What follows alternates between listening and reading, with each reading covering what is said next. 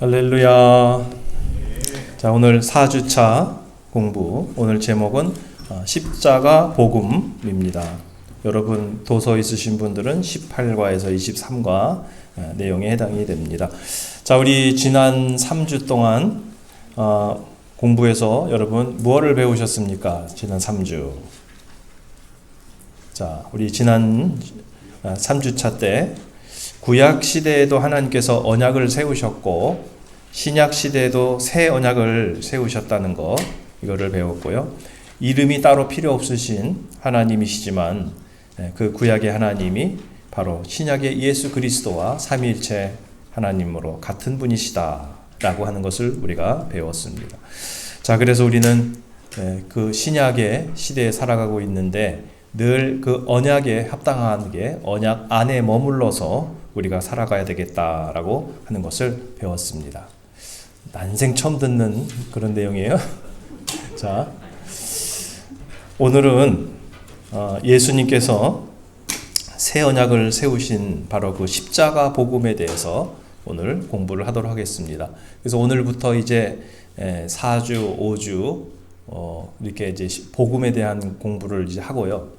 그 다음에 이제 6주, 7주는 생명의 교제 이렇게 실습하면서 그렇게 이제 마무리가 되니까 오늘 되게 이제 중요한 내용입니다. 사실은 어떻게 보면 이제 본론에 들어가는 거예요, 오늘요.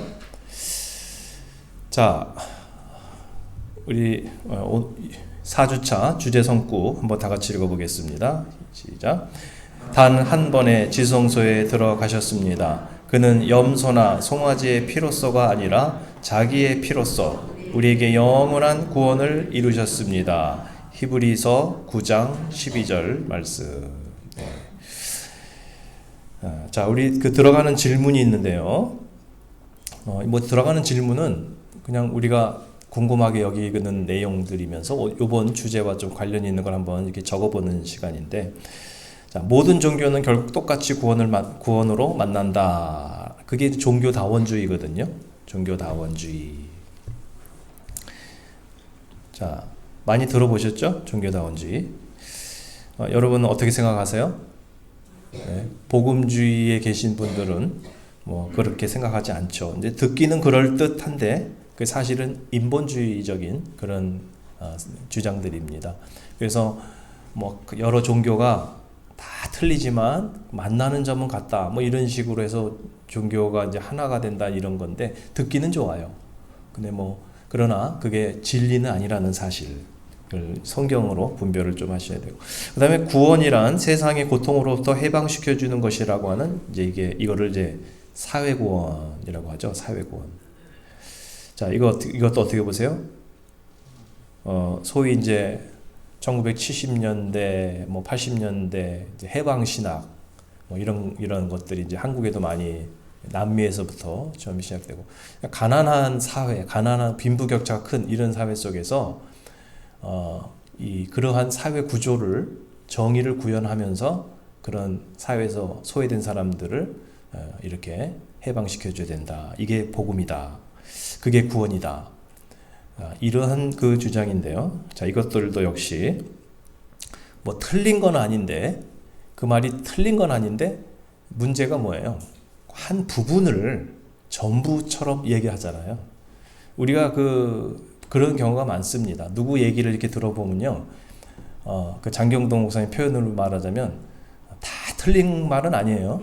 근데 다 맞는 말도 아닌 거예요. 그런 게 많습니다.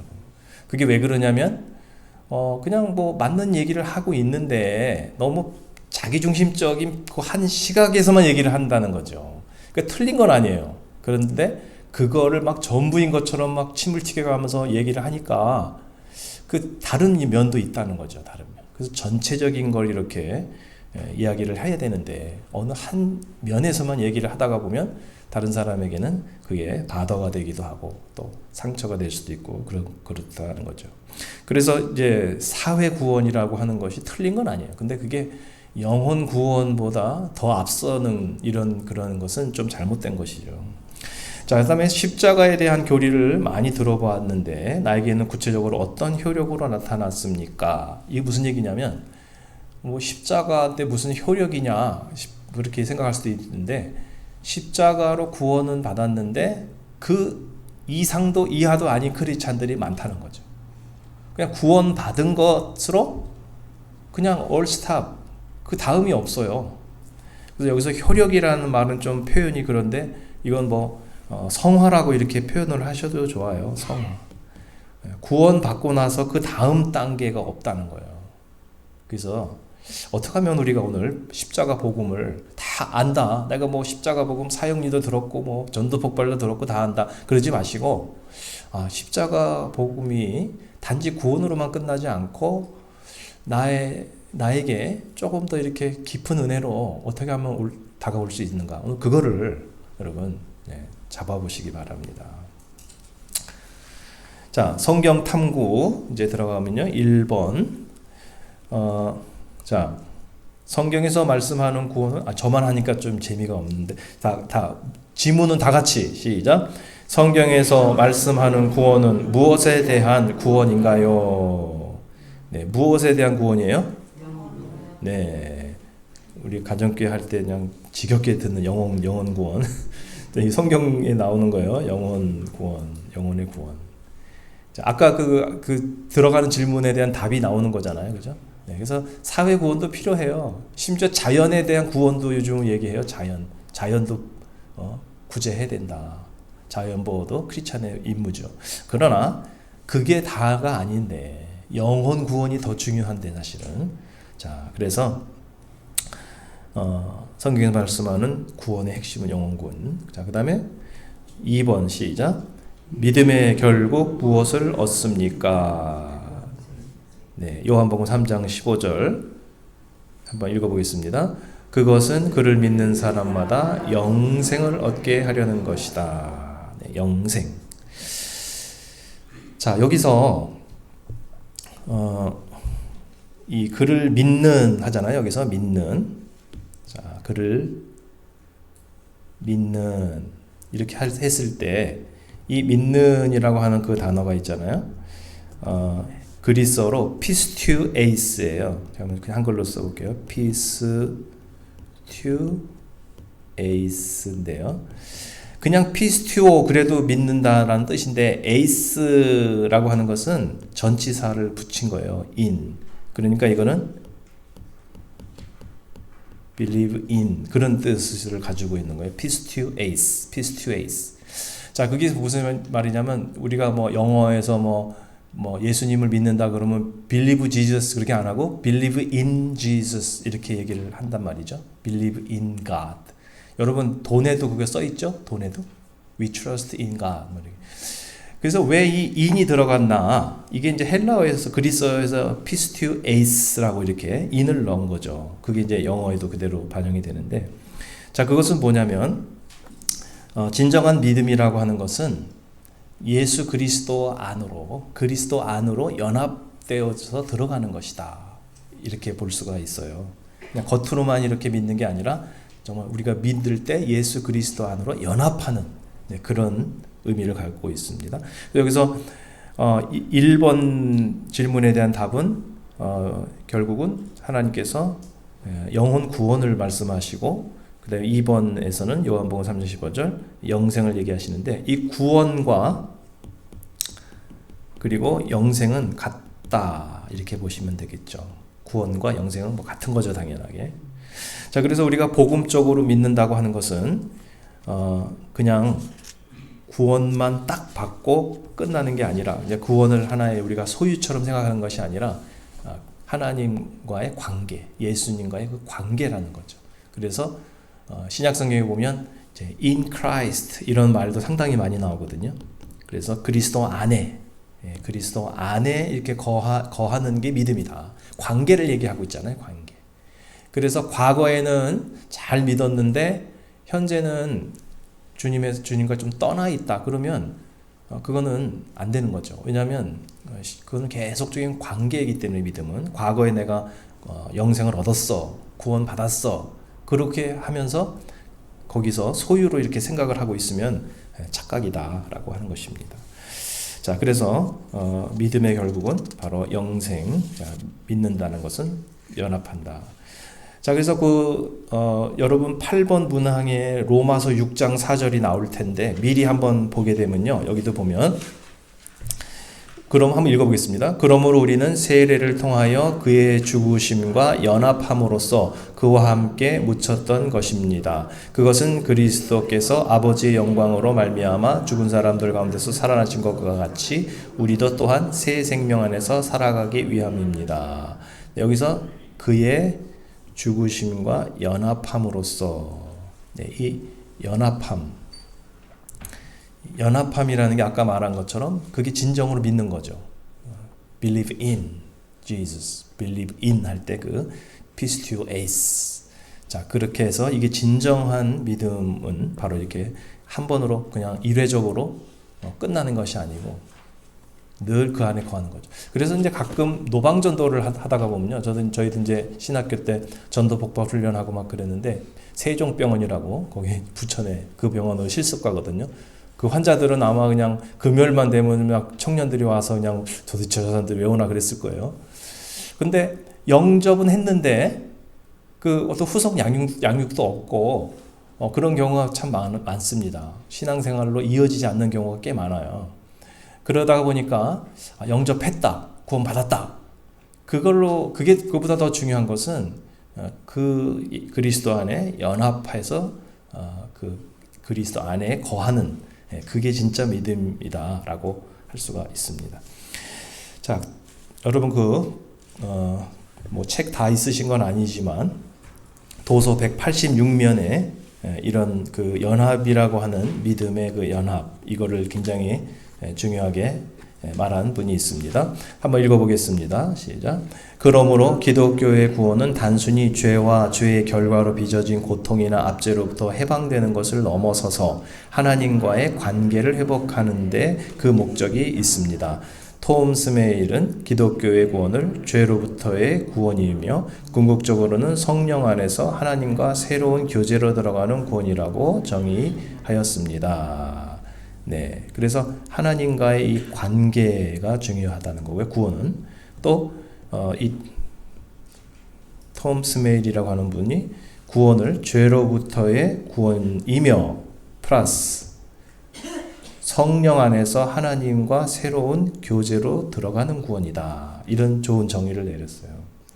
그러니까 죄사함 받고 예수 영접하고 구원 받았다. 근데 이제 그런 경우가 있어. 이제 우리 VIP들이 구원 받고 세례도 받고 그랬는데 이렇게 좀 그 구원과 믿음의 진정성이 안 느껴지는 순간들이 좀 있거든요. 그래서 그거는 과연 뭐냐면 예수님 영접하고 세례 받고 다 좋은데 그 이후에 성령 안에서 하나님과의 새로운 교제로 계속 그 구원을 이루라. 일회성 구원이 아니라 계속 천국 갈 때까지 두려움과 떨림은 너희 구원을 이루라는 그 구원은 이렇게 계속적인 그리스도 안에서의 관계인 것을 우리가 이렇게 볼 수가 있습니다. 자, 3번 한번 읽어주시기 바랍니다. 3번 시작. 예수님의 공생애를 세 가지로 요약하면 무엇인가요? 네, 뭐죠? 네, 여기 이제 보시면 가르치시며 또 복음을 선포하며 또 아픔을 고쳐주셨다. 네, 이 세 가지가 3대 사역이시죠. 그래서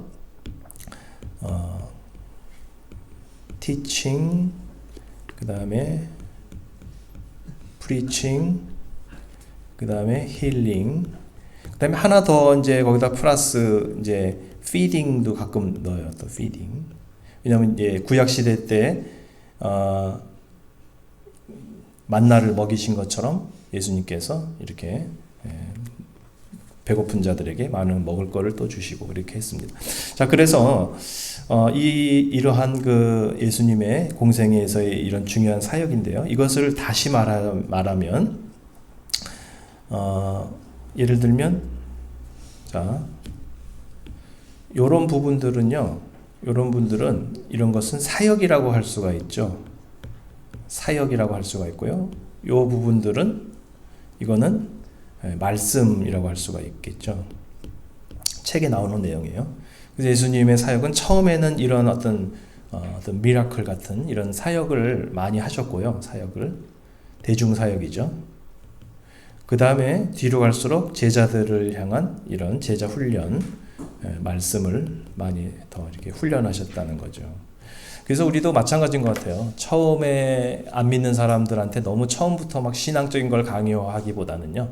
처음에는 이렇게 피딩하고 먹이고 또 마음을 이렇게 치유하고 또 여러 가지 문제를 같이 기도하고 해결받는 그런 기쁨도 느끼고 이제 그렇게 시작을 하는 거죠. 그러면서 여기서 끝나면은 전도는 안 되죠. 잘 이제 일로 가야 되죠. 점점. 그래서 상공부도 하고 또 예수님 영접도 하고 그러면서 이쪽으로 점점 이렇게 가게 되는 건데요. 예수님도 이런 식으로 하셨습니다. 자, 도서 195면 한번 보겠습니다. 다 같이 한번 읽어보세요. 시작. 이렇게 외적으로 나타나는 여러 사건이 그 자체가 목적이 아니었음을 알 수 있습니다. 여러 가지 표적과 기적을 통해 복음이 효과적으로 증거된 것입니다. 그 결과 복음을 들은 자들이 영생을 얻었고 나아가 하나님의 나라를 현재적으로 누릴 수 있게 되었습니다. 아멘. 네, 그래서 이런 그 기적 그런 것을 통해서 결국은 영생을 얻는 믿음으로 이렇게 가게 되는 거죠.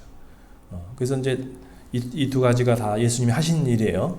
3대 사역이지만 결국 두 가지로 나누면 이렇게 볼 수가 있고요. 그래서 처음에는 이런 어떤 사역을 많이 하고 그 다음에는 이제 말씀으로 영생을 얻도록 믿음을 위해서 기도하고. 근데 여러분도 아시지만 밥만 많이 먹인다고 그래가지고 구원 받는 건 또 아니잖아요. 그 다음 단계로 이제 넘어가야 되잖아요. 그래서 이제 제가 지방에 가가지고 그 젊은 목사님들이 이렇게 질문을 하더라고요. 이제 그래서 이렇게 자기가 좀 힘들어하는 그런 문제를 얘기를 하더라고요. 무슨 어떤 얘기를 하냐면 가정교회는 아니지만 젊은 대학생들, 유학생들이 이렇게 많이 먹이고 또 데려다가 막 함께 놀고 막 그런 일을 이제 하는 거죠. 전도하려고.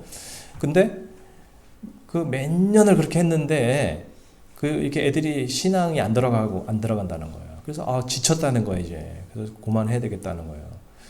근데 어떻게 해야 될지 모르겠다고. 근데 이제 우리는 알죠? 어떻게 해야 되는지는 알죠? 답은 다 있거든요. 이제 거기서 정적인 터치를 하고 이제 가정교회 세축인데 그러다가 이제 상공부나 말씀을 통해 가지고 이렇게 그쪽으로 조금씩 이렇게 가도록 하고 그리고 이제 연합 예배를 통해서 결단하고 이제 세례받도록 그런 어떤 전략이 다 있잖아요, 우리는요. 근데 그게 없으니까 답답해 하더라고요. 어떻게 될지 모르겠다고. 제가 답답하더라고요. 그 얘기를 들으니까 다 길이 있는데 그런데 그 길을 왜 안 가는지 모르겠어요. 자, 하여튼 그래가지고 예수님께서 이렇게 그 사역을 하셨는데 기적을 통해서 그 구원을 이렇게 받는 것이 아니고 마음이 열려서 이제 복음을 듣고 영생을 얻는다. 그거를 기억하시면 되겠습니다. 자, 4번 다 같이 시작. 예수님께서 십자가상에서 다 이루었다고 유언을 남기셨는데 무엇을 성취하신 것일까요? 다 이루었다.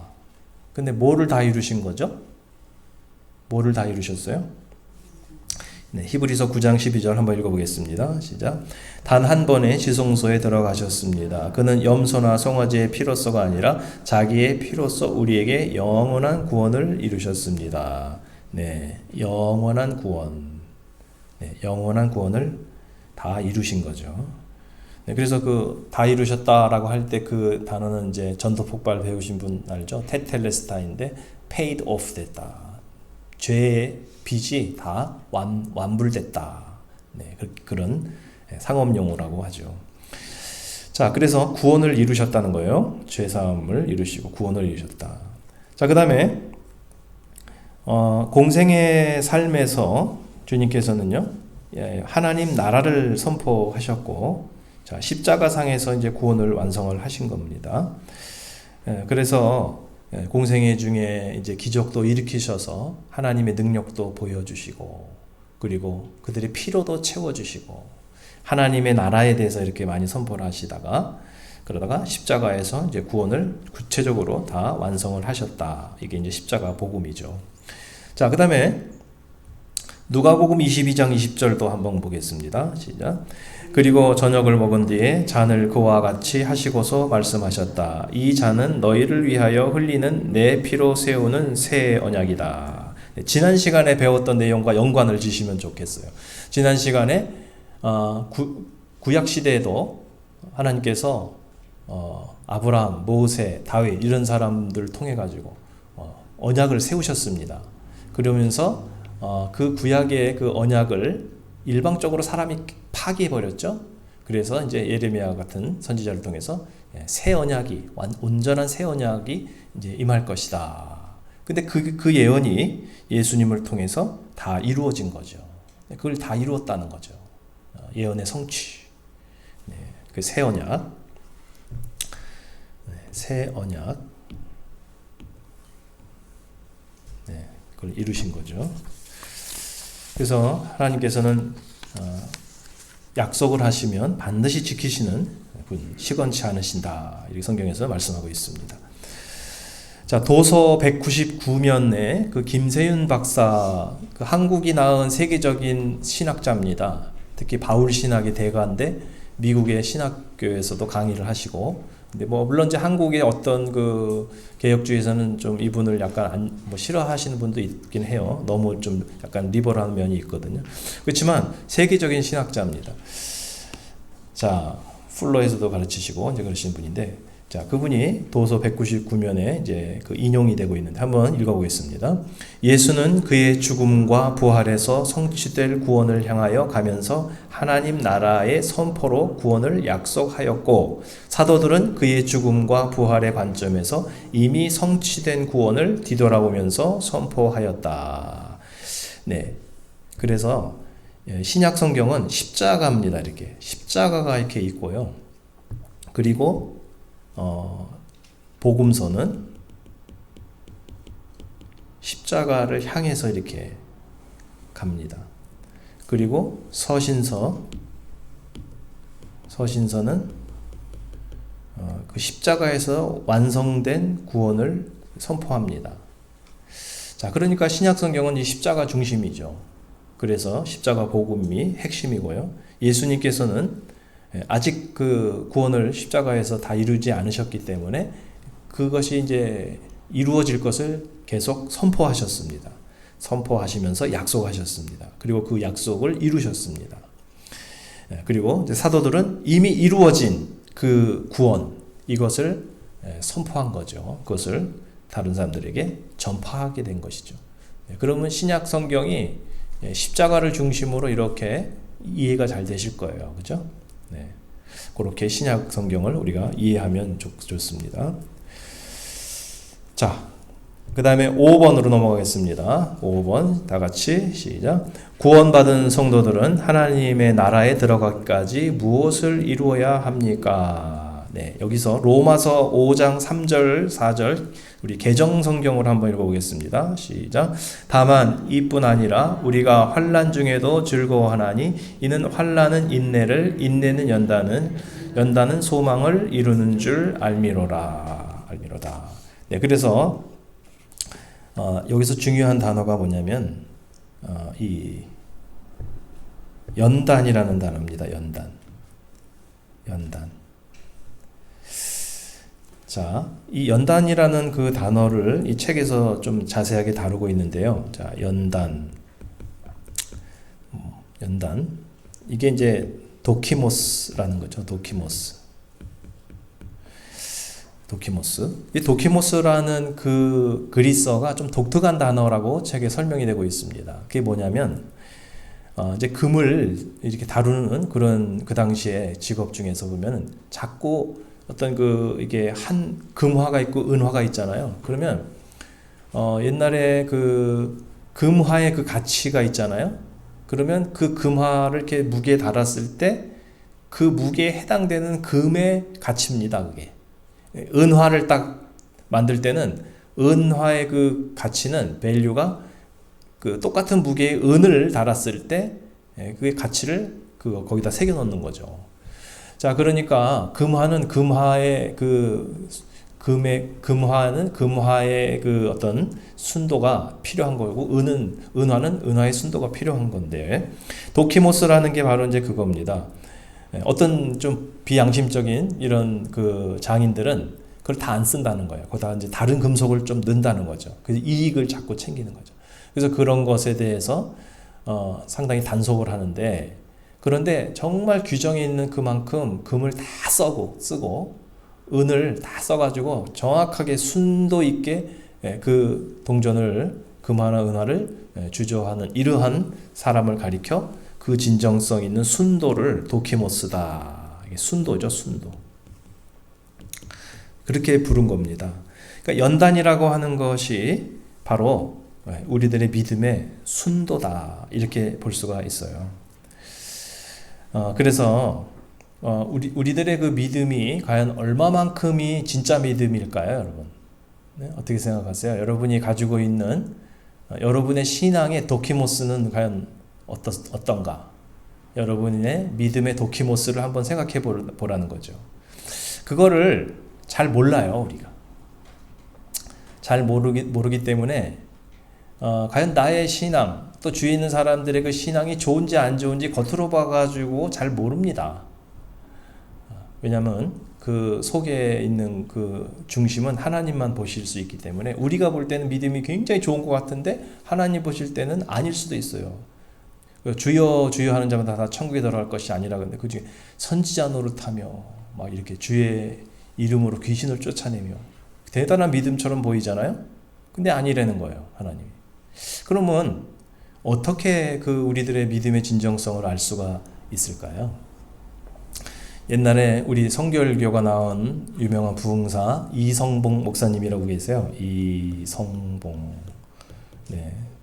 근데 그분은 아주 굉장히 청렴하셔서 서울에서 부흥회를 해서 사례금을 받으면 시골교회 가서 부흥회하고 거기다 다 주고 오고, 굉장히 청렴하게 이렇게 사시면서 그러고선 다니셨고요. 항상 또 유명한 게 이렇게 오른손을 이렇게 주먹을 꼭 쥐고 다니죠. 왜 그러시냐 그랬더니 예수님 손 놓지 않으려고 그런다고. 예수님 손 놓으면 타락한다고. 그렇게 순수하셨던 분인데, 그분이 잘 썼던 표현 중에 혹시 들어보신 분인지 모르겠는데, 알곡과 쭉정이는 까불어 보면 알아요. 그런 말을 했다는 거예요. 알곡과 쭉정이는 까불어 보면 알아요. 그게 뭐냐면 겉으로 보면 알곡인 쭉정인지 안 보이는데 키질을 하잖아요. 그러면 한번 키질을 쫙 이렇게 해보면 바람에 휙 날아가는 것은 그거는 쭉정이고, 이렇게 바람이 막 불어도 묵직한 그 알곡은 점점 이쪽으로, 농부 쪽으로 더 가까이 온다는 거죠. 그래서 평상시는 믿음이 좋으신지 믿음이 안 좋으신지 잘 모르는데요, 고난을 겪어보면 알겠더라고요. 고난을 겪어보는데 고난 중에 묵묵히 기도하고 고난 중에 흔들리지 않으면 그게 진짜 믿음이고요. 조그만 어려우면 사람이 달라져 버려, 이상해져 버려요. 그러면 그거 아니라는 거죠. 자, 그래서 제가 지난번에 거기 연합회하고 장로여서 이렇게 설교할 기회가 있었는데 이걸 한번 같이 나눴는데요. 성경적으로 이제 한번 보겠습니다. 이거 보면은요, 자, 우리가 믿음이 이렇게 정말 이만큼 됐었어요. 믿음이 이만한 믿음이었는데 뭐 90이라고 90 넘다고 생각해 보겠습니다. 근데 이 팬데믹이라고 하는 뭐 팬데믹 또는 뭐 개인적 고난, 이런 것들이 이렇게 막 눌러 오니까요, 우리 신앙이 눌려요. 신앙이 눌려가지고 옛날에는 그렇게 막 그냥 뜨거웠던 믿음인데 맨날 온라인 예배 드리고 막, 우리는 그래도 온라인 뭐 많이 안 드렸는데 지금 거의 뭐 3년째 온라인만 하는 사람들도 있더라고요. 저는 대단한 것 같아요. 어떻게 그렇게 3년째 방송만 어떻게 하지? 근데요, 신앙이 이게 형편없어요. 이게 막 이제 교회도 가기도 싫고 막 이제 너무 편한 거예요, 막. 그리고 기도도 뭐 이제 귀찮고 막 그렇게 신앙이 쭉 이렇게 이제 떨어졌다는 거예요. 쭉 떨어져. 그러면 여러분 생각할 때 어떻습니까?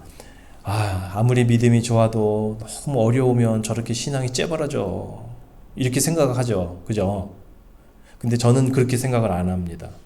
저는 어떻게 생각하냐면 이렇게 생각해요.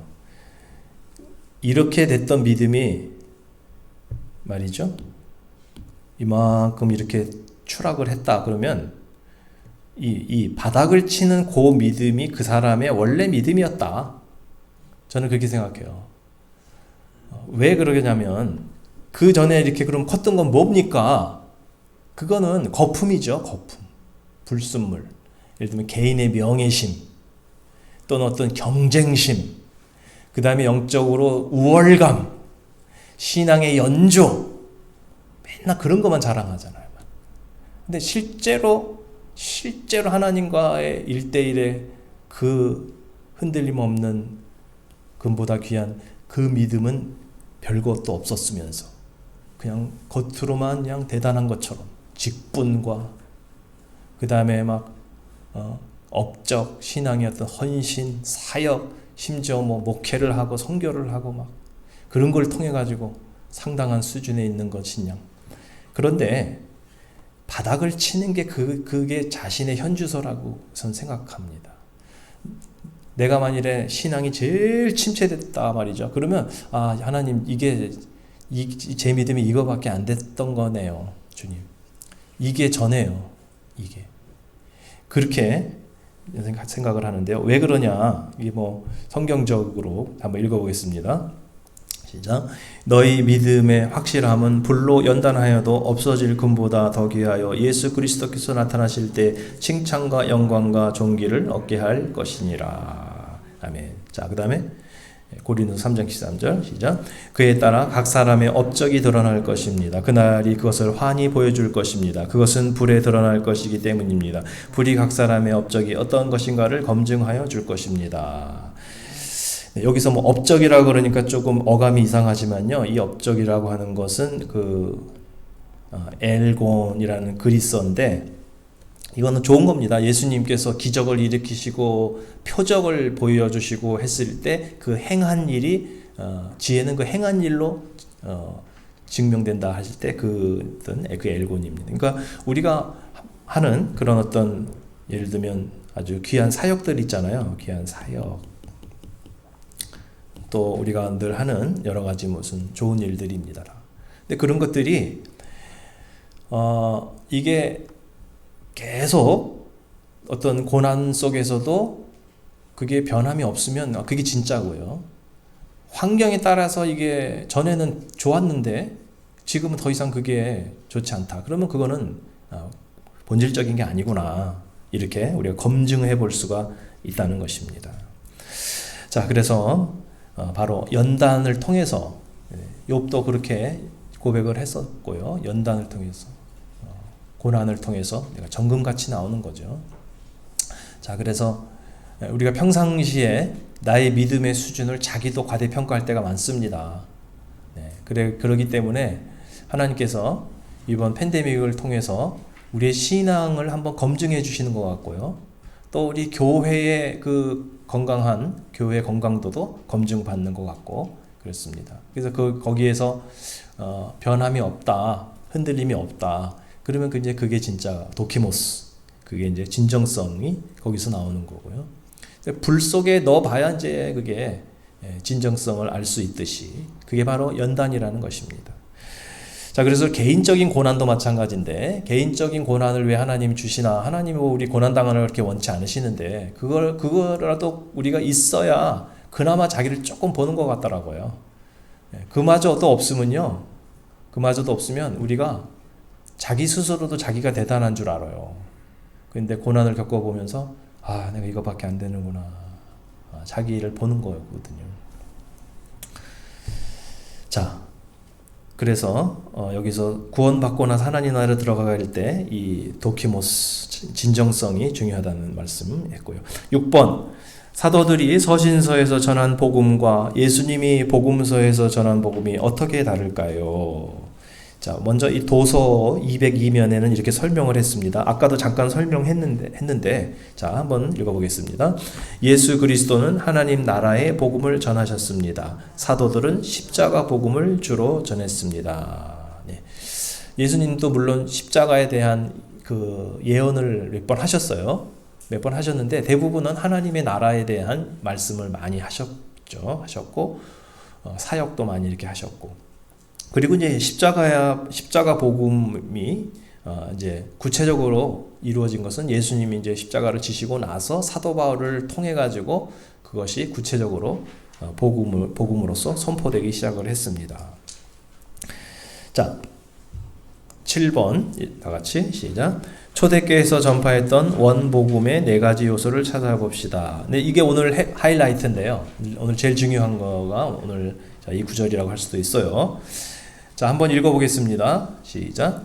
나도 전해받은 중요한 것을 여러분에게 전해드렸습니다. 그것은 곧 그리스도께서 성경대로 우리 죄를 위하여 죽으셨다는 것과 무덤에 묻히셨다는 것과 성경대로 사흘날에 살아나셨다는 것과 그에게 나타나시고 다음에 12제자에게 나타나셨다고 하는 것입니다. 네, 죽으셨다는 것, 묻히셨다는 것, 살아나셨다는 것, 그 다음에 나타나셨다고 하는 것. 그래서 이 초대교회에서 그 오랫동안 4가지 복음을 전했다고 그래요. 그 이제 원복음이라고 하는데, 뭐 우리는 뭐 사형리 복음도 있고 뭐 전도 복발도 있고 뭐 다 브리지 뭐 복음도 하고 전도도 하고 뭐 여러 가지 하잖아요. 근데 다 뭐 좋아요. 성경적이에요. 다 좋은데, 네, 원래 그 초대교회 전통은 이 4가지를 따로따로 전했다는 것입니다.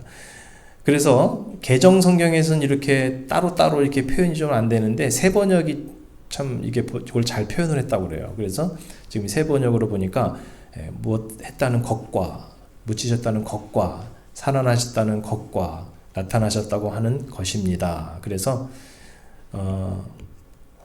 첫 번째 죽으셨다는 것, 이건 이제 십자가 복음이죠. 십자가 복음. 그 다음에 묻히셨다는 것과, 이거는 이제 무덤에 묻히셨다는 장사 복음, 이렇게 이제 표현을 하는 거예요. 장사 복음. 살아나셨다는 것과, 이거는 부활 복음.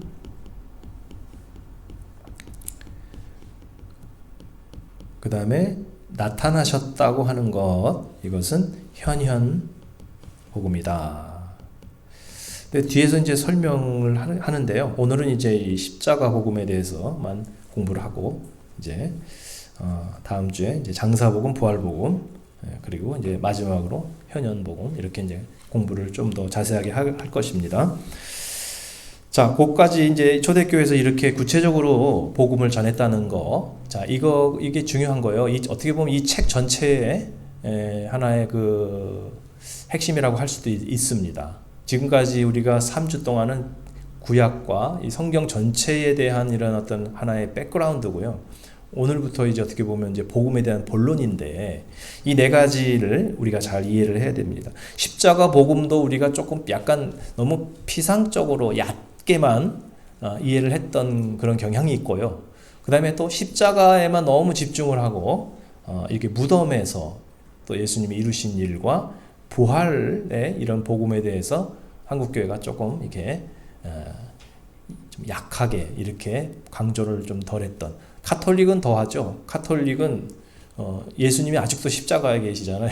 카톨릭 십자가 보면 다 이게 부활이 사실은 이게 장사복음과 부활복음이 어떻게 보면 초대교회에서는 더 강조를 했다고 그래요. 십자가보다. 자, 그래서 그거를 좀 공부를 해볼 거고요.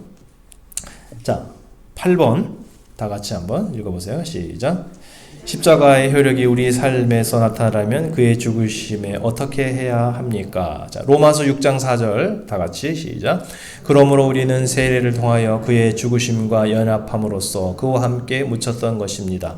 그것은 그리스도께서 아버지 영광으로 말미암아 죽은 사람들 가운데서 살아나신 것과 같이 우리도 또한 새 생명 안에서 살아가기 위함입니다. 네. 자, 우리가 구원은 받았는데요. 세례는 받았는데 그 이후로 신앙이 왜 이렇게 안 되죠? 신앙이? 좀 그런 거 안 느끼세요? 주위에서 교회는 꽤 오래 다니셨는데 신앙이 잘 안 자라요. 그리고 별로 이렇게 변화가 잘 안 돼요. 왜 그런 거지? 그게? 이걸 좀 고민을 이제 우리가 해봐야 되는데, 여기서 그의 죽으심이라는 건 아까 말했처럼 십자가죠. 십자가 복음이죠. 십자가. 그 다음에 연합함으로써, 이게 바로 이제 그 무덤, 예수님의 그 무덤을 이렇게. 자, 그래서 구원은 믿음을 통해서 우리가 받지만, 그 십자가의 그 어떤 은혜, 십자가의 뭐 효력이라고도 할 수 있고, 십자가의 은혜는 죽으심에 연합할 때, 그의 죽으심에 연합함으로써 나타난다라고 하는 것인데요. 뭐 효력이라고 하는 것은 성화라고 보셔도 될 것 같아요. 성화. 이제 구원은 받았는데 성화가 안 일어나는 경우가 너무 많은 거죠. 그게 왜 그러냐면 너무 복음을 피상적으로, 그냥 일회적으로만, 그냥 십자가에 달리셨대, 예수님이 내 죄를 대속하셨대, 할렐루야, 나 구원 받았어, 거기로만 딱 끝난 거예요. 거기만 끝나고 매일 그리스도의 죽음에 연합하는, 그 안에 거하는 그런 복음은 좀 없었던 거예요. 그러다가 보니까 이게 성화가 잘 안 일어나는 거죠. 심지어 무슨 어떤 성령 운동을 하더라도 그때뿐이고, 부흥회 할 때뿐이고, 그 끝나면 또 다시 원점으로 돌아가 버리고, 그렇게 됐던 거죠. 이게 지금 되게 핵심이고요.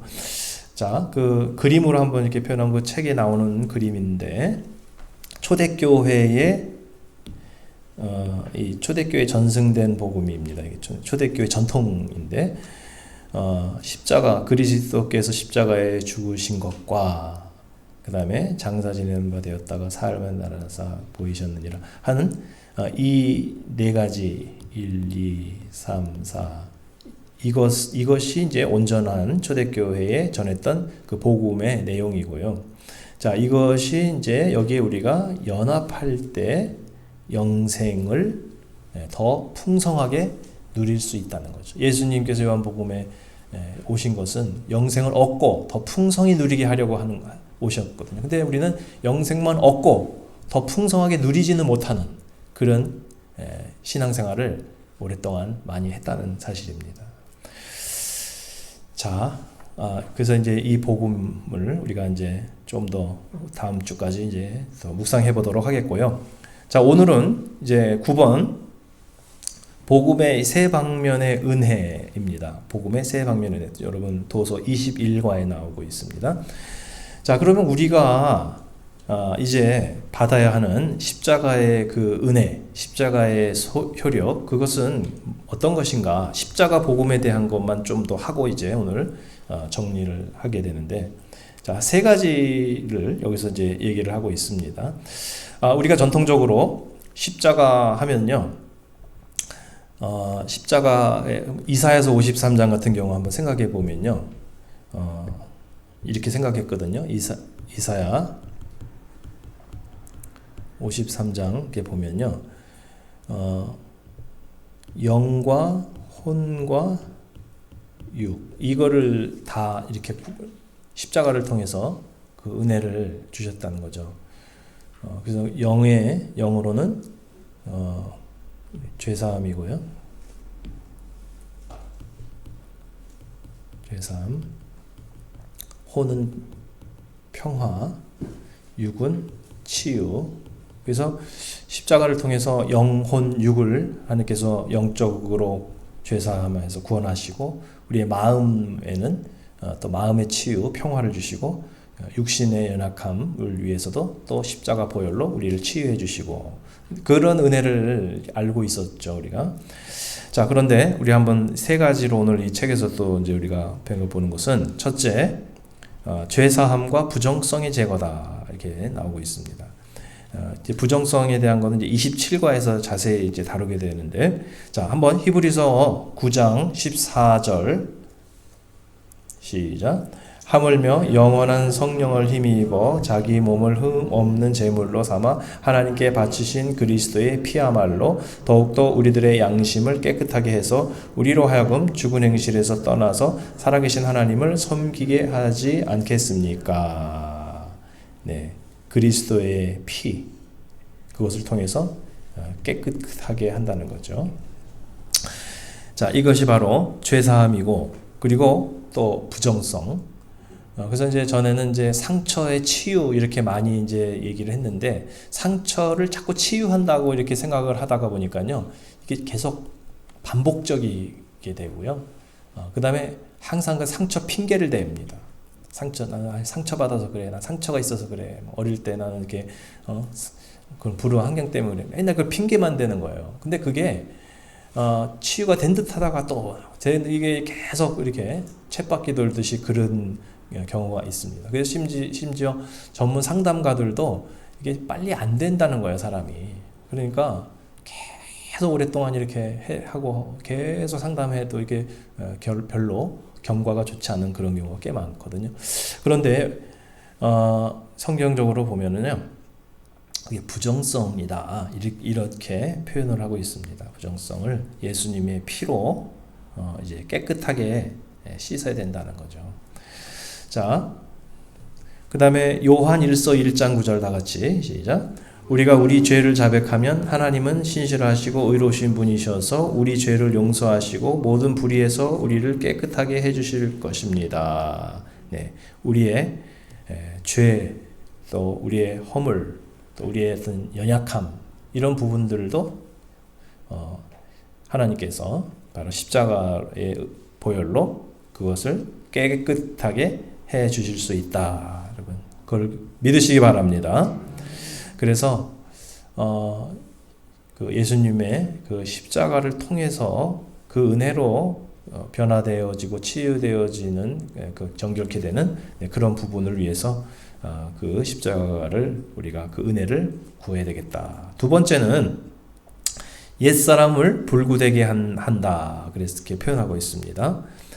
이것은 뭐 성화라고 볼 수가 있어요. 이제 1번이 십자가의 첫 번째가 이제 구원이라고 하고 중생이라고 하면요, 옛사람을 불구되게 한다는 이런 표현. 자, 이것이 이제 성화의 단계로 가는 건데요. 2번, 3번은 어떻게 보면 이제 성화죠. 신학적으로 보면. 자, 여기서 복음은 왕의 명령이라는 거예요. 그러니까 캐리그마는 설득이 아니고요, 선포라는 거죠. 그래서 이 죄의 세력을 하나님께서 물리치셨다라고 하는 것은 그것은 우리의 어떤 도덕성이나 의지로 되는 것이 아니라 이것은 선포이기 때문에 그 선포를 그대로 따르면 된다는 것입니다. 자, 여러분 노트에는 로마서 6장 11절을 제가 적어드렸는데요. 로마서 6장 6절을 먼저 한번 좀 보도록 하겠습니다. 자, 한번 읽어보세요. 우리의 옛사람이 그리스도와 함께 십자가에 달려 죽은 것은 죄의 몸을 멸하여서 우리가 다시는 죄의 노예가 되지 않게 하려는 것임을 우리는 압니다. 네. 자, 여기서 이제 보시게 되면요, 죽는다라고 하는 이 단어하고 멸하여서 이 단어가 다른 단어를 쓰고 있는데요. 자, 여기서 죄의 몸을 멸했다라고 하는 이제 이것은요, 일반적으로 이렇게 죽었다라고 하는 그 단어를 쓰지 않고 다른 단어를 써요. 카타르게오라는 이 단어를 쓰는데요. 이 카타르게오라고 하는 이 단어가 다른 성경에서 어떻게 쓰였는지를 제가 이렇게 쭉 봤어요. 봤더니 이것은 어떤 영어 성경에서는 void라고 이렇게 번역을 했고, 어떤 영어 성경에서는 그냥 nothing 이렇게 번역을 했더라고요. 이게 동사지만 그게 뭐냐면 죄의 몸을 멸하여서 이것은 완전히 죽었다는 게 아니에요. 완전히 죽은 게 아니라 무력화했다, 이렇게 표현할 수 있고, 무효화했다. 무효화했고 쓸모없는 존재가 됐다.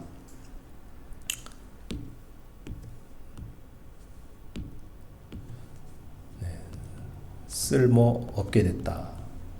이런 표현이에요. 그러니까 이게 말하자면 죄의 몸이 이렇게 됐다는 것은 불구가 됐다는 거죠. 불구가 됐다. 죽은 게 아니라는 거죠.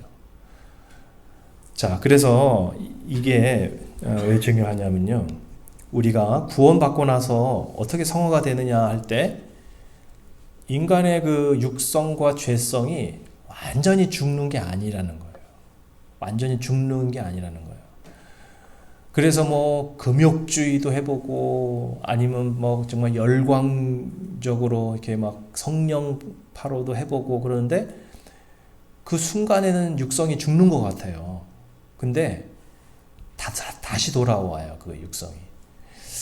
그래서 저 그런 거 많이 봤거든요. 그 굉장히 막 혈기 부리고 막 성질이 이상한 그런 분인데 40일 금식을 2번이나 했어요. 그러니까 사람이 진짜 혈기가 죽더라고요. 밥 먹으니까 또 나오더라고요, 혈기. 그러니까 이 또 부흥회도 마찬가지예요. 부흥회 때는 다 천사 된 줄 알았어요. 일주일도 안 가요.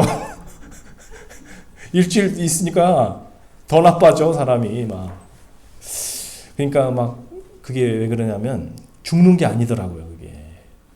그러니까 막 죽는 것이라고 생각을 하니까 아, 됐다. 근데 나중에 보니까는 그게 아니니까 더 실망하는 거예요. 더 포기해 버리는 거예요. 그래서 이 성화를. 자, 그래서 이게 죄의 몸을 멸했다. 이게 죄의 몸은 이제 우리 옛사람이거든요. 이 옛사람을 카타르게오 했다는 것은 뭐냐면 이제 쓸모없는 존재가 됐고 무효화됐고 우리가 그 책을 보이드 시켜버리면 그거 이제 집 디파짓을 못 하잖아요.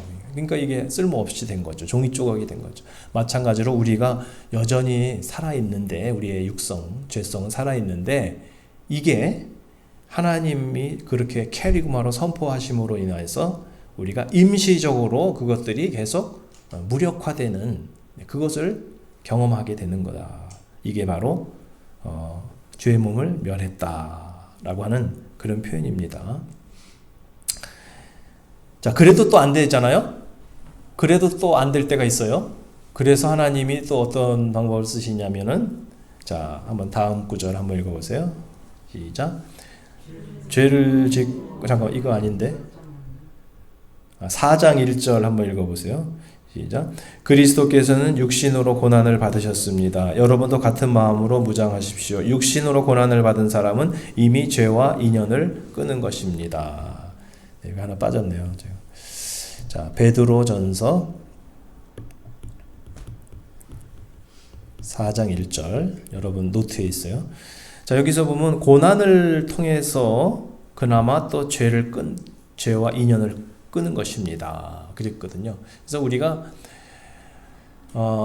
이게 자꾸 육성이 나오고 말이죠. 근데 그렇게 되고 하나님 앞에 순종이 안 되고 그렇게 될 때 그게 좀 자기가 좀 강한 사람이 더 있잖아요. 그런 경우에 하나님께서 고난을 주시는 것 같더라고요. 고난. 그래서 고난이라고 하는 것을 우리가 부끄러워하지는 마시고요. 그 고난을 통해서 우리가 하나님 앞에 이렇게 다시 또 우리의 연약함을 주님 앞에 또 깨닫고 우리 죄의 몸을 멸해 주시려고 그렇게 이제 하시고요. 근데 뭐 맨날 고난만 또 받을 수는 없잖아요. 그래서 하나님이 또 주시는 게 요거죠. 베드로전서 2장 20절 시작. 죄를 짓고 매를 맞으면서 참으면 그것이 무슨 자랑이 되겠습니까? 그러나 선을 행하다가 고난을 당하면서 참으면 그것은 하나님께서 보시기에 아름다운 일입니다. 네. 그러니까 사명이죠. 사명의 고난. 네. 이건 떳떳한 고난입니다. 그래서 하나님께서 우리를 사랑하시기 때문에 죄의 이런 몸을 멸하시고 하나님 앞에 그렇게 세상으로 가지 않고 주님 앞에 주님을 떠나지 않고 살아가도록 하기 위해서 어쨌든 고난은 주실 거거든요. 그게 사랑하기 때문에 주실 거거든요. 근데 이게 어떤 고난인지는 내가 선택하는 거예요. 내가 그냥 이렇게 내 욕심 차리다가 고난 당할 건지 아니면 정말 떳떳한 고난을 당하고 뭔가 의미 있고 보람된 고난을 자처할 것인지 그 두 종류의 부류가 있는 것 같습니다. 제가 결코 협박하는 건 아닙니다, 여러분. 그냥 체험에서 우러난 얘기입니다. 이게 성경적이기도 하고.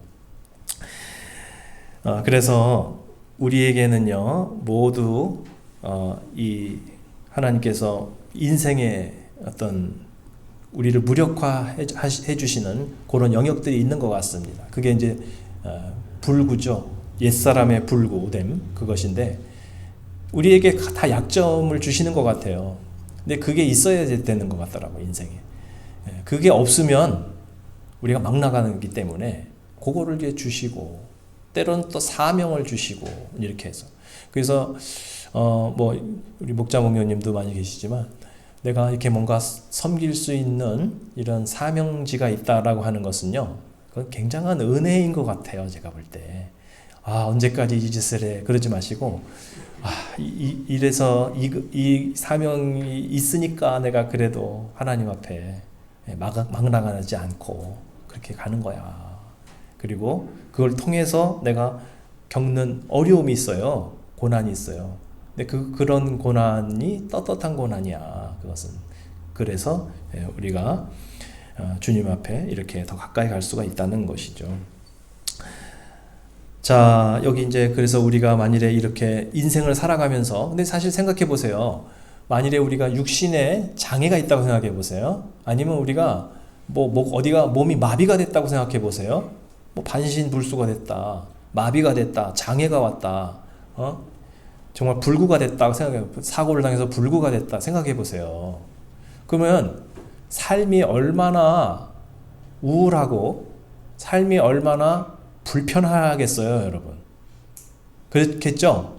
그런 일은 생기지 않아야 되겠죠. 그런데 보이지 않는 영적인 옛사람의 불구됨도 마찬가지로 우리가 인생을 살아가면서 어쩌면 천국 갈 때까지 안고 가야 될지도 몰라요, 여러분.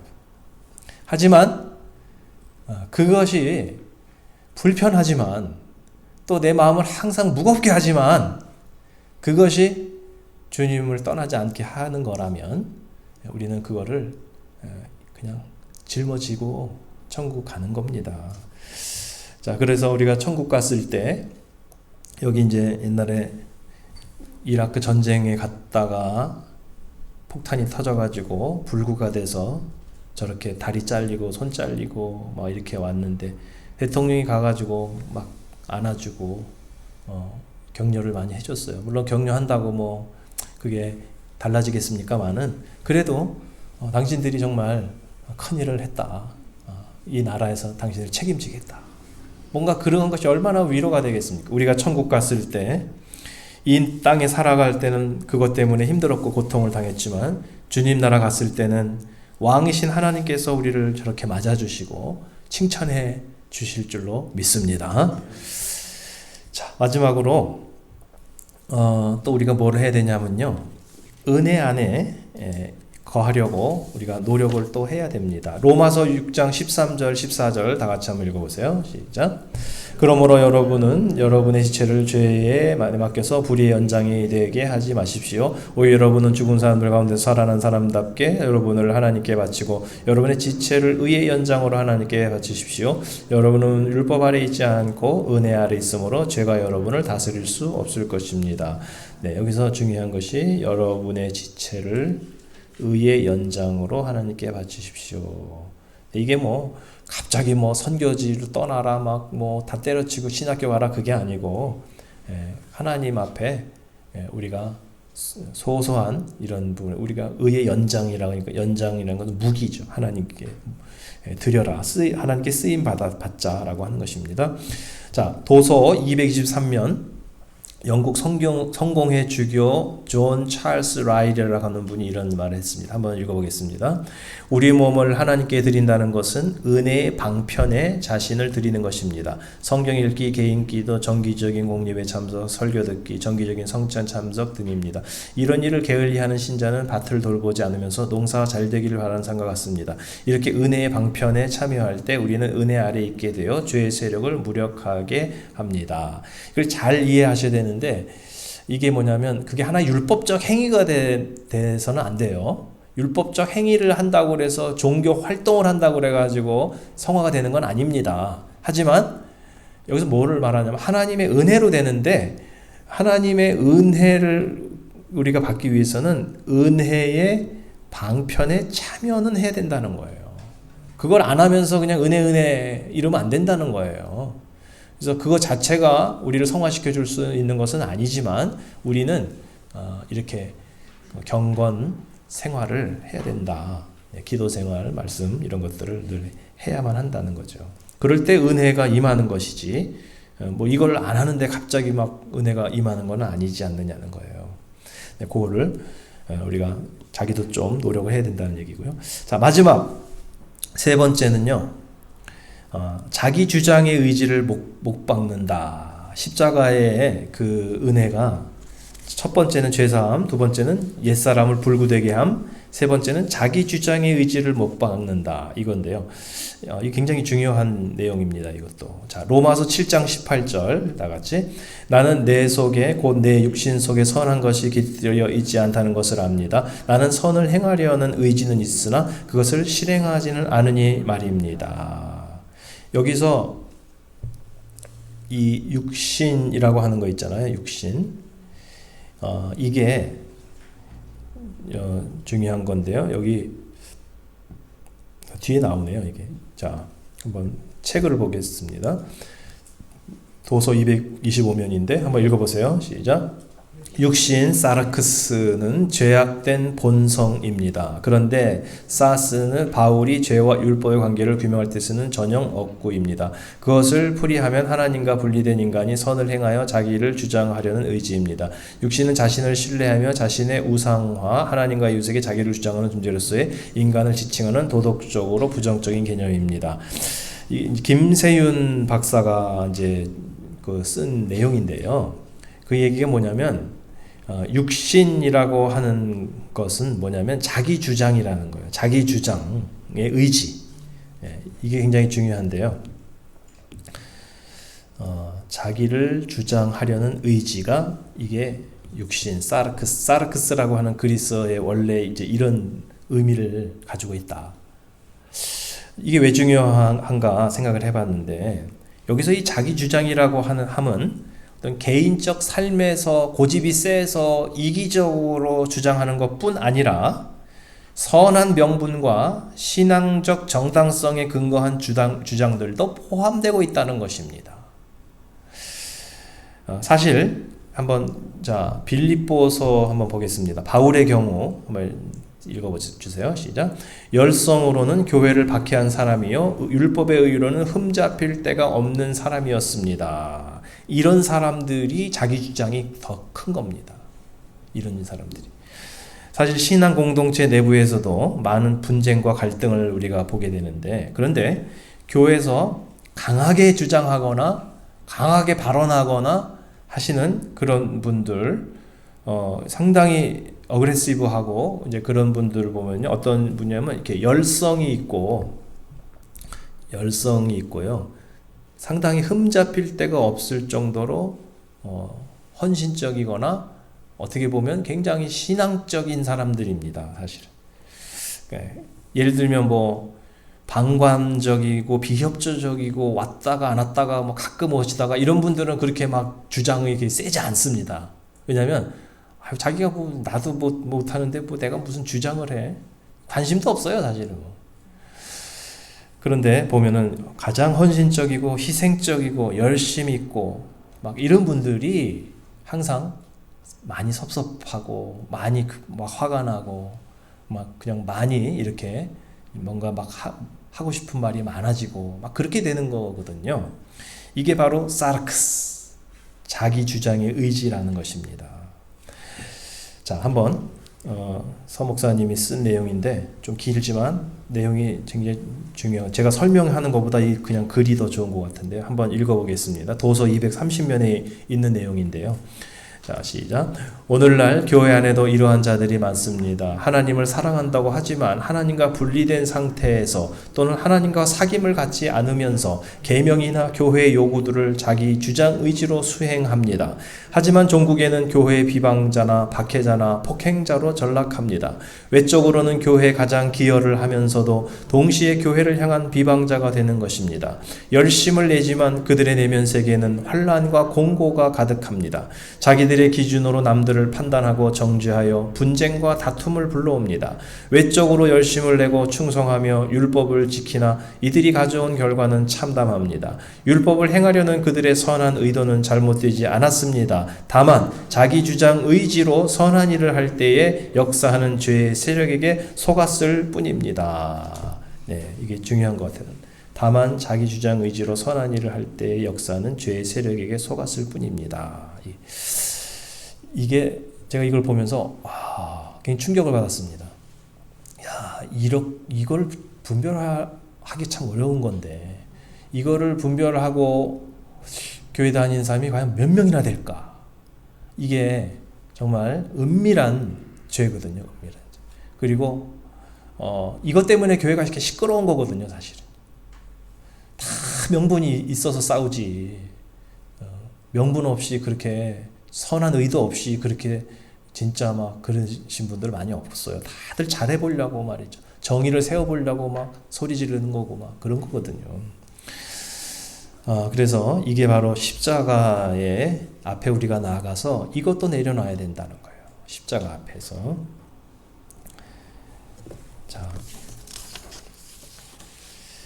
그래서 율법적인 자기 주장을 하지 않고 성령님의 능력으로 이제 우리가 말씀에 순종할 수 있게 해야 된다. 율법적으로 뭔가 이제 의를 이루어 보려고 하는 이것은 십자가의 보혈로 다 이제 내려놓으시고 성령님께 내가 순종해서 하나님이 이루시도록 따라가는 것뿐인 그러한 우리들의 모습이 되어야 된다라고 하는 것입니다.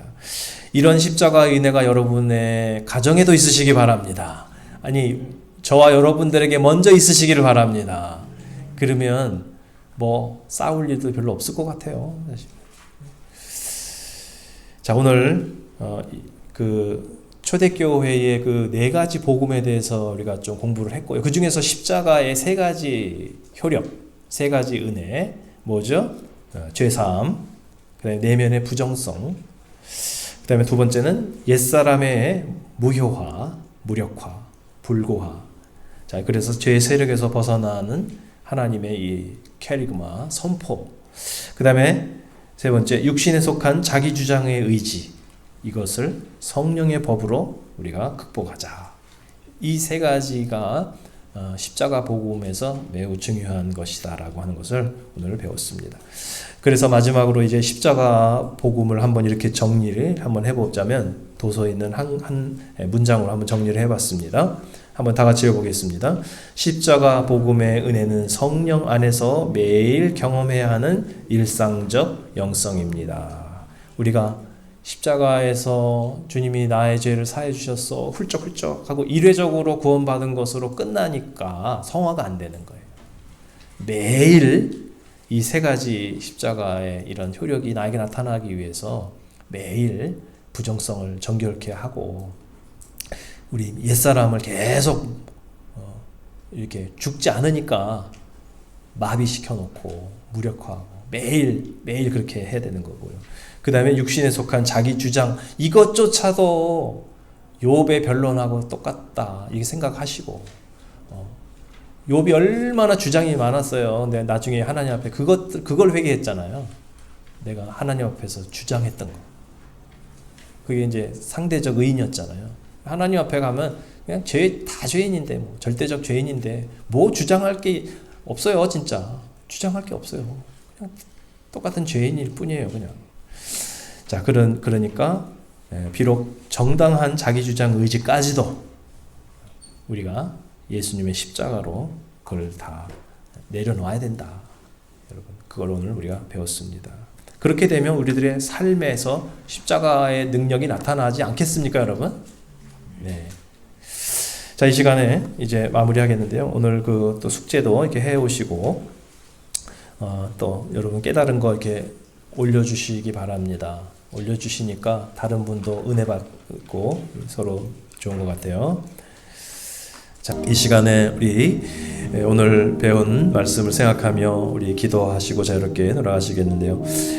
어떤 환경에서도 업앤다운이 없는 순도 높은 도키모스의 믿음이 되게 하여 주시옵소서.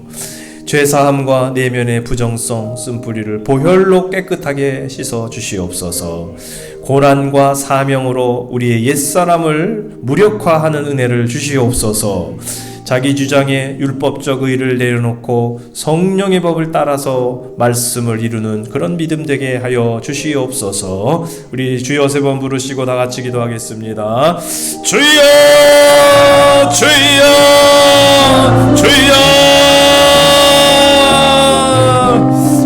사랑의 하나님, 오늘도 십자가의 복음을 다시 정리하게 하시고 그 십자가의 복음이 그저 이례적인 복음으로만 끝나지 않게 하시고 매일 우리들의 삶 속에서 그 십자가의 복음이 이루어지게 하시고 날마다 십자가 앞에 다시 나가는 저희들이 되게 도와주시옵소서. 우리의 죄를 사해 주실 뿐만 아니라 우리 안에 있는 부정성과 쓴뿌리도 깨끗하게 치유하여 주시는 주님의 십자가의 보혈이 되게 하여 주시옵소서. 우리들의 옛사람이 죽지 않기에 그것을 날마다 무력화시키고 날마다 그것을 쓸모없는 존재로 불구화시켜버리는 그러한 주님의 은혜가 주여 저희들에게 있게 도와주시고, 그래서 주님 앞에 매일 십자가 앞에 나갈 수밖에 없는 저희들이 되게 하여 주시옵소서. 아버지 하나님, 저희들이 정말 이 그래도 되지 않기에 때로는 고난을 주시고 사명을 주셔서 그래서 주님 앞에 저희들이 옛사람이 활동하지 못하도록 우리들을 이렇게 주께서 붙들어 주시는 줄로 믿고 감사합니다.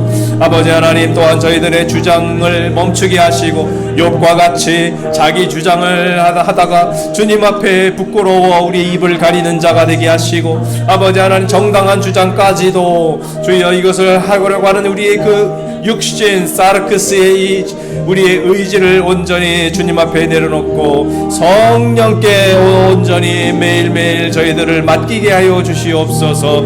내가 주장한들 아무 소용이 없기에 하나님께서 말씀하실 것을 기대하며 기다리고 그 말씀대로 그대로 순종하는 저희들 되게 하여 주시옵소서. 오늘도 주님 앞에 십자가의 복음을 다시 한번 마음에 품고 돌아가는 주여 저희들 가운데 하나님 함께 하여 주시고, 주여 이 십자가의 은혜를 마음에 새기며 한 주간을 살아갈 수 있게 도와주시옵소서.